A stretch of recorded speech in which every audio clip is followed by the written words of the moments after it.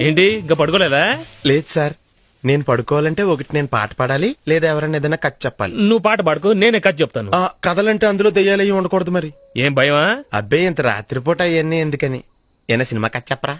Cinema కదంటే ఆ, ఒకసారి నేను కాశ్మీర్ సినిమా సెకండ్ షో చూసి ఇంటికి తిరిగి వస్తున్నాను. ఆ, అసలే చలికాలం, ఆ.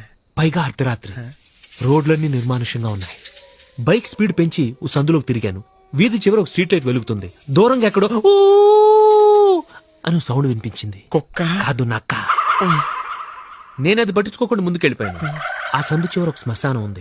మా ఇంటికి వెళ్ళాలంటే అది దాటి వెళ్ళాలి. సరిగ్గా నేను శ్మశానం దగ్గరకు వచ్చేసరికి స్ట్రీట్ లైట్ ఆరిపోయింది. నాకు భయం వేసింది. బైక్ ఇంకా స్పీడ్ పెంచాను. సడన్ గా డామ్ అని సౌండ్ వచ్చింది. Tyre puncture. వీణ్ణూరు పడిపోను. నేను బండిది గబగబా నడుస్తున్నాను. నా వెనకాల ఎవరు వస్తున్నట్టు అనిపించింది. సడన్ గా వెనక తిరిగాను. ఎదురుగా నా ఫ్రెండ్ కనిపించాడు. వాడిని చూసి ఆశ్చర్యపోయి